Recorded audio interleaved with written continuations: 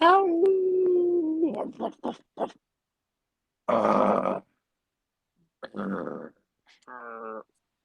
What's up, dog? big dog. Big dog. How are you doing Big doggy today, my dog. king? T-dog. I'm doing My king fantastic, E-dog. dude. I'm doing fantastic. Yeah, me too. Me too. I got a lot on my lap right now, or should I say, like quite literally, actually. I have an animal with me, Eric. We have a guest today, if you will. Yeah, we're gonna talk about this new animal acquisition that you have right here, Ty. What's going on? Why are you why do you have a plus one? Yeah. Well, I didn't want to roll up to the Met alone, but and I couldn't bring the whole set, as Drake would say. No, I'm dog sitting right now, Eric. I'm a victim of other people's pet ownership. The absolute worst. Like other people owning pets only because they know they can pawn it off to like some unsuspecting like idiot. Hmm. You take my dog, They idiot. they suck. Yeah, exactly. I only babysit, one animal, and that's the animal within me.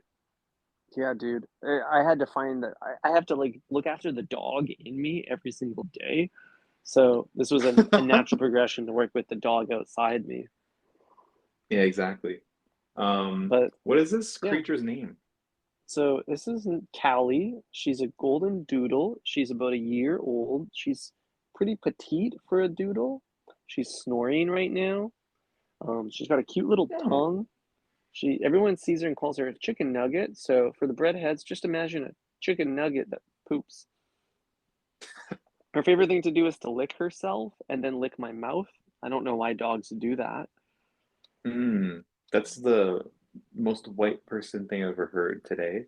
Um, letting dogs lick your mouth is so cursed. It's like making someone sandwich without gloves on. It's Dude, basically I, what that I, is. I'm not encouraging it, but sometimes I get a little sneak attack. Ooh, sneak attack. Sneak attack. Oh, Can you imagine if the jeez. sandwich artist did that? They're just like sneak attack and they whip the glove off like halfway through the sandwich. It comes out of the toaster and they said like things are getting a little hairy. Hmm. Things are getting a little Whipping hairy. the whipping the glove without consent is a felony in a lot of places, actually, Ty. Uh, dude, I would let if I could get uh confirm that the sandwich artist's nails were clean and like hygienic, no dirt under the nails. I don't want a like STI here, sandwich transmitted disease infection. hmm I Yeah, that's a big no-no. But how do you keep this dog clean? It's currently I can see that it's sitting on your sofa with you. How do you make sure that this dog stays clean and is, licking itself like while being clean? you know, one, I keep her indoors at all times, but two, this girl is hypoallergenic, Eric. And that means that like if you're gluten free to dogs, then you can still be around this one. It's like a gluten free pet. hmm Yeah, I'm a celiac cunt and I Mm-hmm. need my dogs to be the same. Mm-hmm. Mm-hmm. That's great. Wow, Ty. Yeah. So, what is a veg head like you doing with a chicken nugget dog? Is this your way of like projecting, or Yes. are you signaling like the end of meat culture? It's like the only meat that exists now is in the form of like dog fur. It's funny. I don't know if it was subconscious or not, but I went out and I bought like a frozen pack of like Beyond chicken nuggets. I think I'm so tempted to eat this little animal. Culturally, though, I feel like I'm going to get backlash for saying that. I think we I need to mean, destigmatize eating our pets. Farmers do it all the time. yeah, farmers are allowed to eat their pets. Why is that? Is it because they have names? Like, what if I named my dog, number 437? Can I eat it then? Hmm. I think it's because we create different terminology for our food to like separate the pet from the meal. Like you don't eat hmm cow, you eat beef. You don't eat pig, you eat pork. You don't maybe chickens are not like the case, but so we need a word for dog. Like you don't eat a sandwich, you eat a foot long. It's the same thing, you know? Cold cuts, further Mhm. removing like what you're Cold cut. eating from the actual thing. Wow, I never thought of it that Seafood way. medley. Yellow cheese. Seafood. Wow. It's not, tuna. Well, the No. tuna is not tuna. Um, yeah, you're right. There's no shrimp in the seafood medley. It's just, unidentified shrimp-like substance. Mhm. At this point, they should just call the tuna, like, the creamed fish. I feel like Hmm. that's a bit more descriptive. Creamed fish. Oh, fuck's sakes. That sounds so nasty. You're almost making me jump in my whip and go to Whole Foods right now and get some Beyond Nuggets. Wow. Dude, I don't know why people put fish in sandwiches. Like, okay, fish in general, pretty good, tasty, delicious. Wrap it in rice, tasty. Have it on a plate, tasty. Put it in pasta, tasty. Put fish in a sandwich, low key kind of weird, don't you think? A little weird. Ty, you chose the wrong person to debate this with, Ty. You're a fish and That's sandwich man? Yeah, that's a very like North American attitude to have when it comes to seafood, Ty. But think about this. Whenever you eat seafood, you always have like some bread with it, right? Hmm. Yeah. Facts. So just put the seafood on the bread, make a nice little sandwich, little panini. Dude, you're telling me when you go to Italy, you don't go to like a pescaria and get a little octopus tentacle on some nice bread and make that into a sandwich? Well, open face is a different game, Eric. This is an age-old battle, which is like, is a flatbread a sandwich? Is an open face sandwich truly a handheld, or is it a fork and knife type of activation? Or is it simply a beats? It's just a piece. So I don't know. I think it's weird. I don't think fish should go between bread.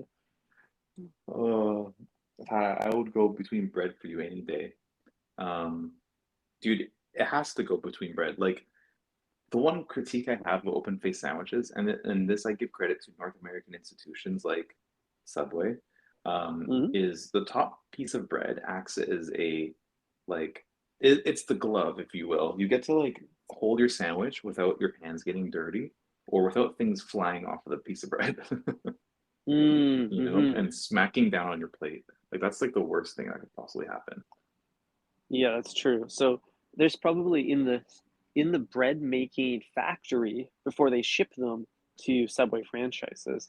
I bet there's someone Mhm. on the quality assurance team that like taps the bread with a little hammer to make sure that the top of the bread is going to be firm enough to provide structure, but gentle enough to be chewable. That's definitely what happens. Also, I can't tell if I'm looking at your dog's eyeball or its butthole. What part of the dog is They do look weirdly the same. Those are the eyeballs, Eric. Eric that? is still learning about like canine anatomy today. hmm That's right. Speaking of anatomy, what would you say your beyond ribs were made out of last night? Because I saw you Snapchatted me a little photo Oh, of some imitation ribs, and I'm just like really interested in hearing more about this. Like, how were they? Was there a bone mm-hmm. in there? Was Mm. like how can they be ribs? Like, just walk me through the whole experience. I'm Yeah, really yeah. We interested. we gotta talk about this. So, Eric, I need to let you know that you inspired this meal.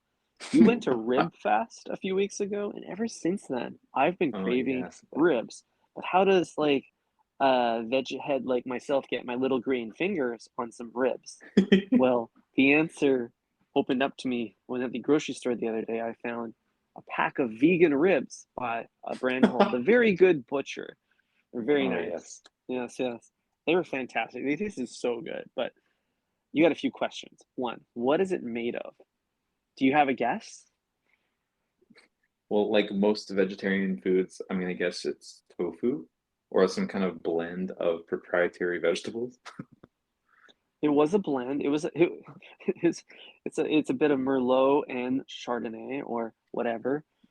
I'm still learning about wines. No, it's a blend of jackfruit. and then a few vegetables like lentil, but primarily jackfruit, Eric. I know you're jacked at that Uh, answer. dude, this jackfruit is like the most sleeper fruit, I guess, of all time. It's literally fueling an entire demographic of diners. It's crazy. It's crazy that a fruit can be so popular, yet no one knows anything about it. Like I've never Hmm. seen it in its action, like its proper form. I've only seen pulled pork, and then someone says it's jackfruit. And I'm like, Yeah, what is this jackfruit everyone's talking about? fascinating. And I'm guessing Where does it somebody come from? marinates this like jackfruit that's been like blended up together and like molded into the shape of like a carcass. Like, did it take the form of an animal, or was it just like, it's just like a nice slab of meat in This, quotes? yeah, so they didn't, this wasn't like the veggie patty. It wasn't this globular brick of jackfruit. They actually took the time to mold it to look like a half rack of ribs. And let me tell you, it was pretty good. It fooled the eye on first sight, Eric. It was doused Mm-hmm. in some barbecue sauce too. Mm. Now, you had another question for me, which was there a bone? And if so, what was it made of? I want you to guess. Do you think there was a bone? And if so, what was the bone made of? I know what it was. Oh, dude, I'm willing to okay. bet. Oh yeah, buddy. Choo choo. Hop aboard Choo the choo. rib train. We're going Yeah. straight to Rib Fest. Um, but get this, Ty. I'm gonna guess that there was a quote bone. Um, and I got a bone to pick with you. Was it a popsicle like stick? That's actually a really smart answer, Eric, because you would assume that a sustainably minded company like a vegetarian meat byproduct or whatever would want a compostable artifact in the middle. Mm-hmm. But I regret to inform you that it came boneless, which Oh. I know at first I was kind of bummed because I wanted that like crunchy experience on the teeth. Like the dog in me wants to chew on a bone, right? But then I realized it just means more jackfruit. Hell yeah, through and through. Hmm. I mean, I don't think it's an and or situation. I think you could just insert like almost like a skewer, you know, 2 centimeters apart, 12 times, fill up the entire Hmm. rack. 12 ribs and a foot long. Hmm.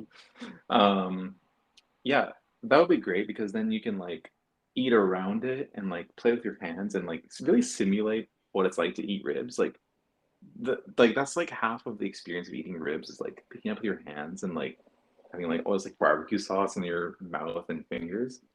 And I think it would have been much better if you got to experience that. Would do you think it would like Totally. enhance the flavor for you? Oh yeah, definitely. Like to lick my fingers, like because there was no bone, and because it wasn't really ribs, I felt like I should eat it with a knife and fork, like an adult. And I don't know. It kind of took away the magic of just ribbing it up with by the barbecue, you know? Oh yeah, did you slap this on the Barbie or what? Pan fried tonight, baby. But I think that was a mistake. We're gonna have to whip up the old charcoal grill and Hmm, smoke that boy. hell yeah. Smoke that loud pack. Yeah, Um, definitely speaking of smoking a pack. mhm. Speaking of, you know, puffing and puffing on that gelato. I went on a gelato excursion yesterday, Ty. I was feeling like, pretty burnt out of work, so I just, grabbed a Lucy cigarette from my drawer, walked over to the Nice. next gelato spot, ordered a hazelnut. Oh boy, that was really loud. I gotta stop recording on my patio. The neighbors are so rowdy. um, I picked up a hazelnut Oreo flavored gelato scoop. Okay. Mm, And I ate that outside and smoked a cigarette with my gelato. And I feel like the smoke inhalation went really nice with the sweet flavors of the Oreo and hazelnut notes I was getting from the gelato. mm, And this mm-hmm. is all just like foreplay for when I go to Italy. Because I'm gonna be doing the exact same thing. If anything, it was practice for like holding both in one hand, you know? Oh yeah, you're gonna be hucking darts back all over that country. And Oh you ever yeah. like go to like Grom for some gelato in Italy? That's a good spot, good chain spot. That's like Italy's like marble slab. Now I know exactly the place to avoid. Thank you. Cool. You're welcome. Damn. The notion of sweet and smoky is such an interesting palette for a mixologist to explore. Hmm. Unfortunately, those are two like the smoky thing isn't really a characteristic that one has the opportunity to work with in a Subway sandwich, unless you triple toast or quadruple toast, then you might get lucky. Hmm. Bit of a Hmm. mess. Yeah, you really have to like char the outside of a sandwich, you know, and then fill it with sweet onion in order to get like this like smoky sweet kind of like back and forth, you know, like you're it's like playing tennis. It's like smoke and sweet are playing tennis, and you know, it's win by two. Totally. I feel like there's an opportunity though, like I don't want to maybe toast the whole sandwich. I just want a little bit of a brewery action on the top, little torching. Sandwich artists are trained kitchen workers, I think. They could probably operate a little torch. That's a great question. Are they trained? That's What do right. they train? What do they train sandwich artists at Subway? Like, it's like I'm pretty sure the extent of their training is like this is where the ingredients are. Dude, if they had any type of food safe certification, they wouldn't have to wear those plastic gloves. That's that's my hypothesis. Mm, that's true. Any fine dining establishment, like the chef doesn't wear gloves, and No. it's like I want my aburi like salmon to be touching his like like hand tats. Like I Mm-hmm. want the like seasoning from his like from the skull on his like thumb to influence my sandwich flavor profile. Mm-hmm. Mm-hmm. It's part of the magic. It's part of the magic, you know? Like, that's what you're going for. You're going for that like chef touch. Quite Most literally. celebrity chefs don't even like they don't even wear a hairnet, you know? If you get a little bit of Rob Feeney's hair, you know, um, in your food, that should be celebrated. Hmm. Exactly. Like, is this a shaved like radish, or is it, you know, like a gray hair? It could be both. Exactly. Damn. Wow, beautiful. Well, I'll be It sure is. to look out for that last time. I actually did find a hair in my food last weekend, Ty. I you know, went over to Mm-hmm. well, I won't name the spot because I like going there and I don't want to put them on blast like that because I do intend to go back. But I went to one of my favorite falafel restaurants here in the city, and I was like eating it like at the beach, and I just noticed like a thick black hair inside of my chicken shawarma. Oh no, can you hear me?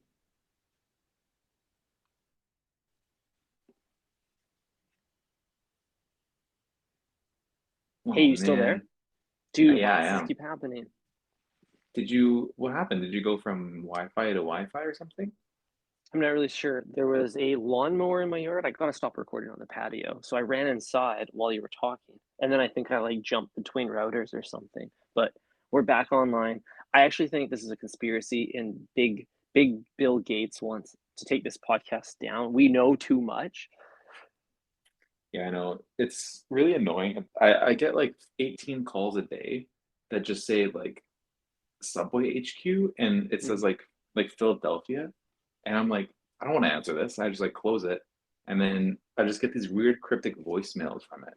Like it keeps saying something like cheese and toast and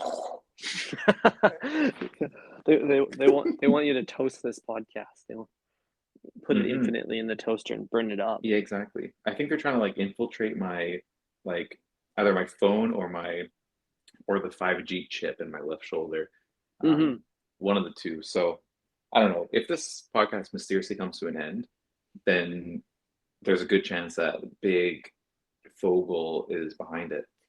The way is coming from your bays, and Hmm. we will fight tooth and nail, ugh, cucumber and salami Hmm. to Yeah, keep this podcast online. Whether it's yeah. Gates, whether it's Fogel, whether it's anybody from QAnon. Hmm. I mean, Fogel should know better. This podcast is 2 years old, which is, 20 in human years. That's far too old for him to be messing with. So, stay away, Fogel. Get back. Yeah, dude. 2 years in dog years is like 18 years, which is like outside of Fogel's age range. That's We're in the exactly the joke clear. I just made. I made it better. Thank you. Also, two in dog years is 14. So we're Oh no. prime. We're prime for the picking. Oh no. Well, I hope he picks Eric. Dude, nothing better than two little boys. It's Fogel. You know what I mean? Hmm. Just a couple tuna little Anyways, boys. mhm, um, just like the tuna, What the? this podcast is not real, so don't fuck with us. What were we talking about before all this, Eric? Dude, I Doesn't wish I matter. knew. I wish I could remember what we were I talking have about. We were talking I about. have something. I don't know. Okay, it doesn't matter. You go for it, Yeah, I had something I wanted to bring to your attention, and I please. think it's like we can add it to the infinite list, much like infinite vegetable combinations of ideas that Big Way could use to improve their business model. And I realized like I've been going out for a lot of like al fresco and indoor dining activations recently. Typically, when dining in groups, I like to explore the appies menu, the tapas, and I feel like there's this missing appetizer like moment at Subway. I'm not really sure what it is, but I love to get an appy every time, you know. But what does that look like at Subway? What's their because they do sides, they obviously do beverages, but the sides aren't appies. You know, you're not going to get like the chips to start. Like Mm, how can they make this happen? Like it's the perfect setup because you walk into Subway, you're hungry, right? You're angry, you're hangry. You have to wait at least like 15 minutes from door to first bite because you got to go through mm, the whole rigmarole with the ordering. So if they could like set you up with a little bit of food at the beginning, a little appetizer to take you through that experience, you probably emerge a mm, happier customer. hmm. I mean, you're 100% right. I think you talked about this before, but I had a great experience at Pat's Delicatessen in New Mm, York. Remember the story where they like, you tell them what you want, and it's like a smoked meat sandwich place. And while they're like slicing it up and making your sandwich for you, they just like drop a little piece on a plate for you, like mm, kind of like a dog, and you just kind of like slurp it up, and you just get a little bite of like the smoked meat, and it's kind of like you haven't paid yet. There is an opportunity for you to like just sprint out the door, but it's also like a way for you to like be locked in. It's like, okay, I got a taste of this, I'm in. You know what I mean? It's like it's mm, good enough for me to stay. And it also kind of like wets the palate a little bit, getting you kind of get the juices going for that next mm-hmm, next bite, which will be in a few minutes. mm-hmm. A little bit of oral foreplay for you there. So, precisely. Thoughts on I, that?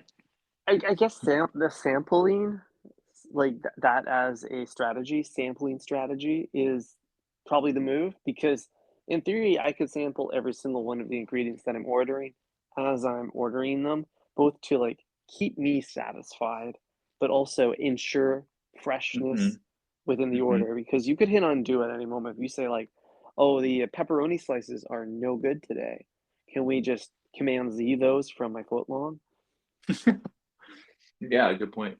And bringing it back to gelato, like I love tasters. Mm-hmm.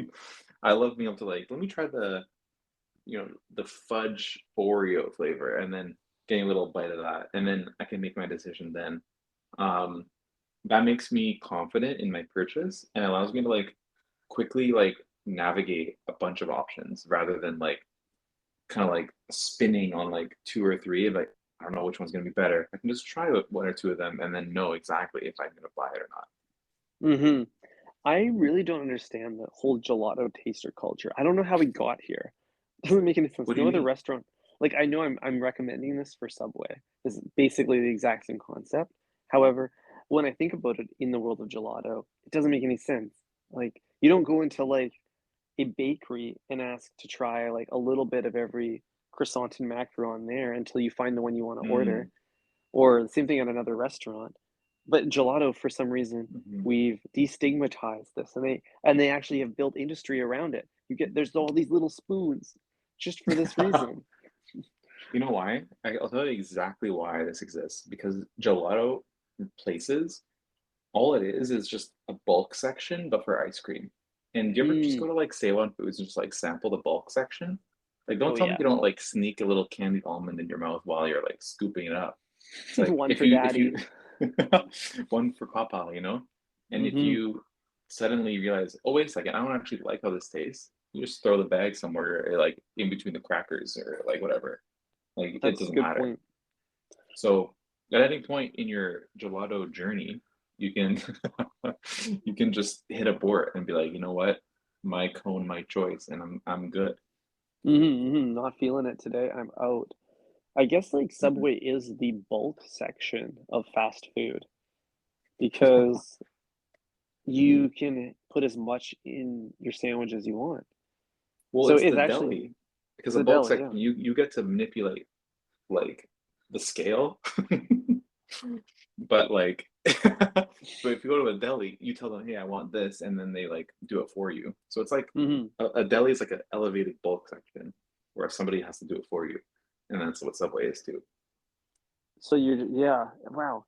It's actually like dude, every time you draw a connection between, like, the Subway model and, like, something else out in the world like this, you think like, "Damn, what a great idea," you know?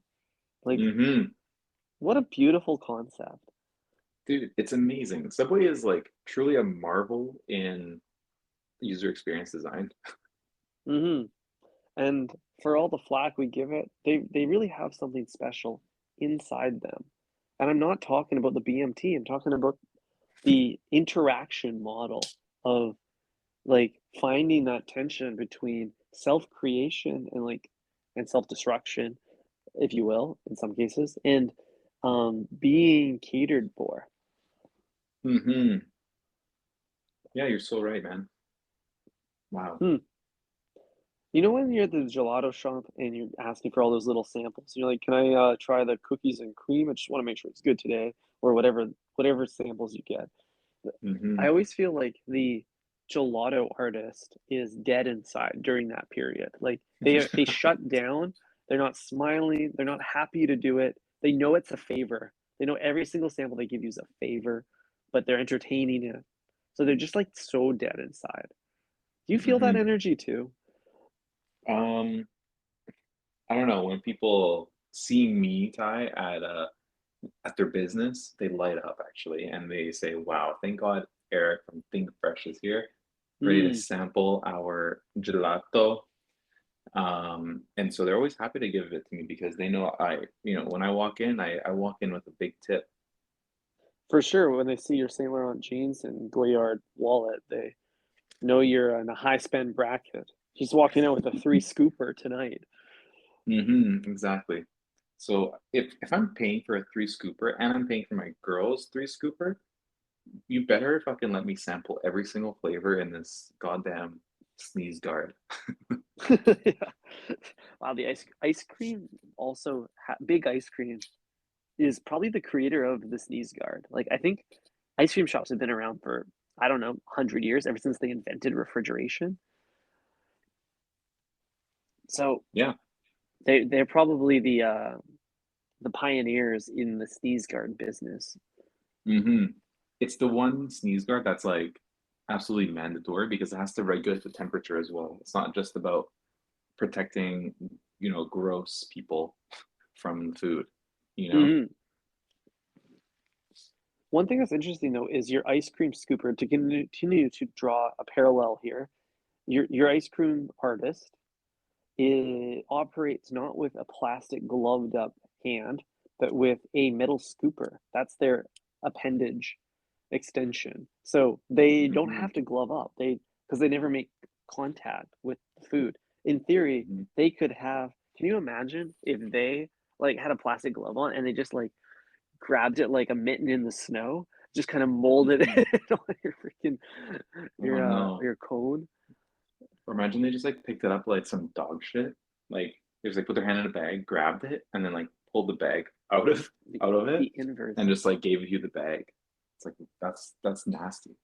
I got no problem with that. You know why? Because it just it's a very instant transaction then, and I now have a to-go order of ice cream. I don't know, man. I want my gelateria to, you know, work with the spoon and like do a nice little dance around the cone, like make it Mm, nice and fluffy and like perfectly like symmetrical on all sides and like some nice little, lumps and crevices for me to sink my mhm, teeth into. Like I think it's all part of the art of the gelato. And that's why I don't mm, go to Marble Slab or, you know, McDonald's for ice cream. I go to, real gelato places here in Vancouver. mhm. I know, I get that. I appreciate the sculpting, the refinement that happens as they twirl that metal spoon around the ice cream. They leave a Hmm. few crevices. It looks like an Arsham sculpture, and, I get why you like that. I will say though that, like Fucking hate you, bro. like, this looks just like my Pikachu at home. Um, Dude, can you guys make it look like a cause doll so I can fuck it later? Holy shit. Uh, it's funny, they have an ice cream scoop for the tuna at Subway. It's for the tuna. They don't really need that For the because tuna. they're double dipping on, like, material for collecting, protein and vegetables. Like, they're gloved up. Just go in, fist it. Don't be Yeah. afraid. Do you think we could like think we could like bring a cone into Subway and just be like, yeah, I'll take it in a cone today. And just like watch Uh, them like scoop their little tuna on top of that. dude, Like, and you you know the little sprinkle a metal little sound it makes? I love that because you're gonna sprinkle a little bit of shredded lettuce on top. Oh. They could marble slab the tuna. Like, they could, like, splat on the counter, work in a few Mm, black olives, kinda splat it around, and then glop it into, like, a cone at the end. That'd be kinda cool. Like, that I would would be cool. genuinely try that. I think you're gonna be doing that tonight when you make your sauce. You're gonna be slatting it all over the place, Splat, mixing splat. the olives with, a little tomato. You're gonna be basically making a pasta sandwich tonight. That's pretty That's right. amazing. It's past tonight in Chef Ty's kitchen. Hmm.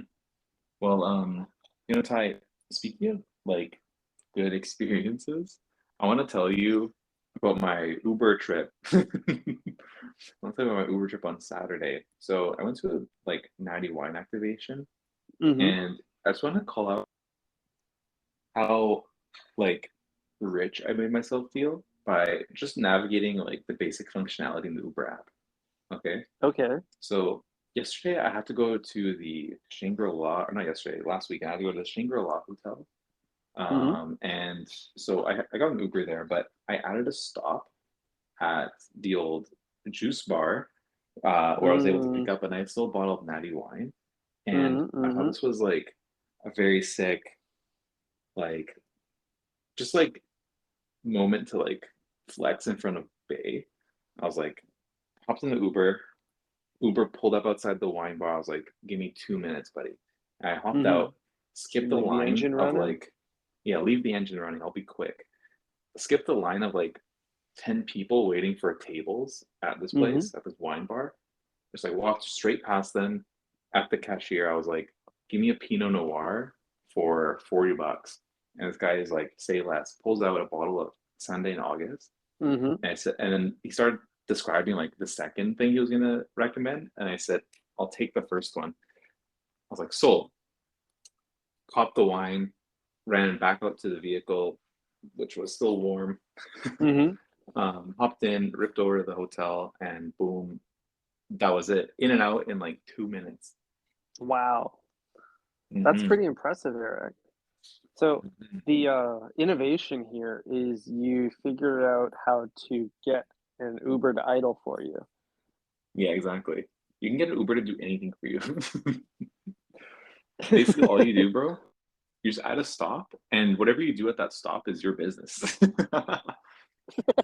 It's the That's a fastest good way to point. have a private driver. Yeah, it's a bit of a stop hack. It's kind of the Hmm. equivalent of like when your sandwich artist pops the footlong in the toaster. You got 30 seconds of their time. It's all you and them. They're at your bill. Hmm. You are their customer. Whatever you need from Hmm. them, they can provide it. That's your Hmm. stopover.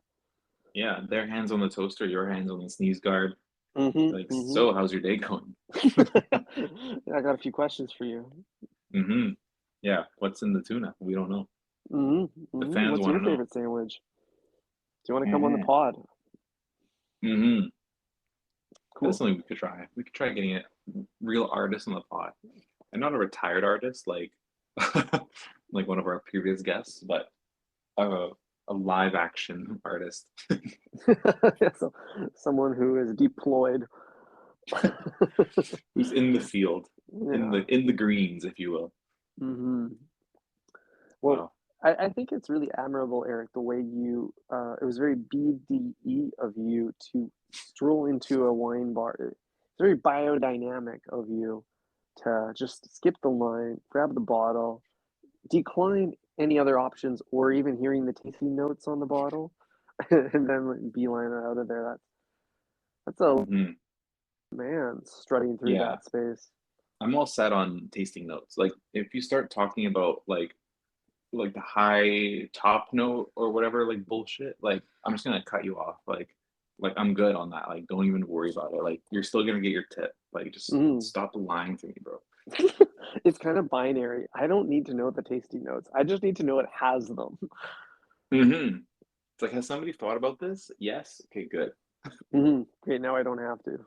Yeah, now that's why I'm paying for the bottle. Like, if I cared so much about the notes, I would make my own fucking wine.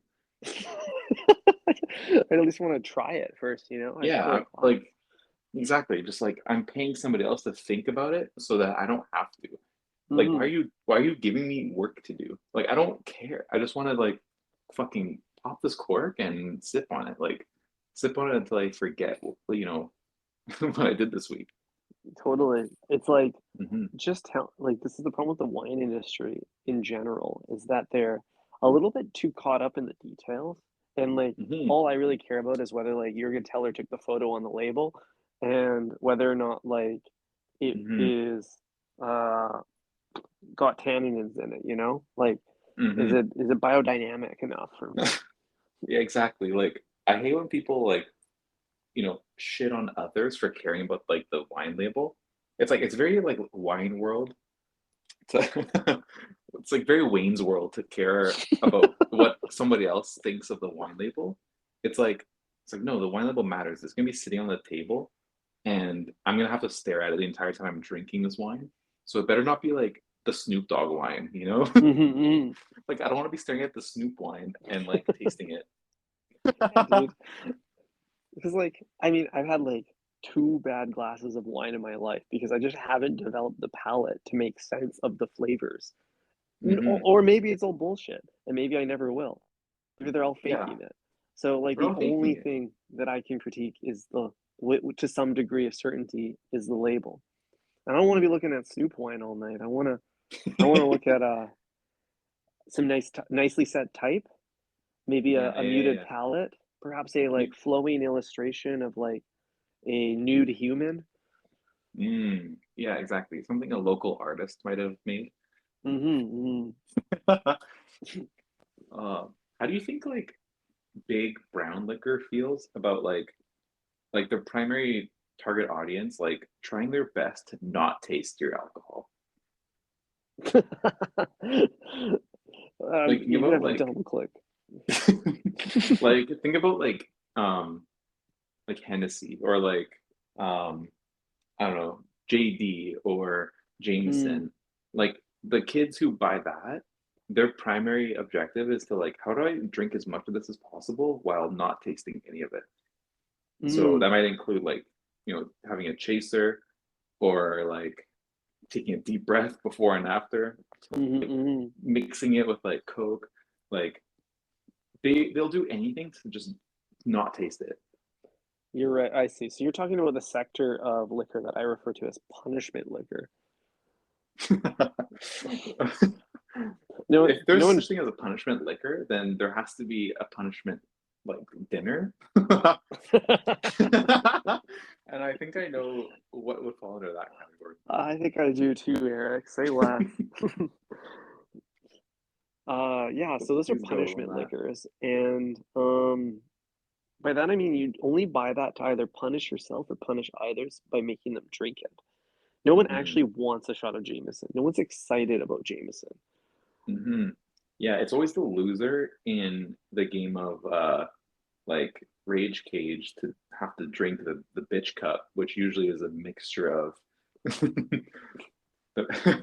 a mixture of Jameson, some soju, Hmm. like A pale iced ale. tea, white claw, pale ale, like Hmm. the worst of the worst. Yeah, for sure. Like, no one rolls up to the party and it's like, "Oh, bro, you brought a bottle of Absolute vodka? You Yeah, gotta give me a sip." Like, no yeah, one's no, no, thinking no, that. no. Punishment liquor. That's punishment liquor. Yeah, exactly. That's reserved for like whoever shows up sober has to drink like 3 shots of that. You know what I Hmm. mean? There's, like, a lot of punishment vegetables on the lineup at Subway, and I know this because whenever we get the opportunity to edit each other's sandwiches, I always, like, scan the list and think, "What would be bad on this?" So, like, the tuna is obviously a punishment ingredient. The jalapenos can be when used correctly. The, Hmm.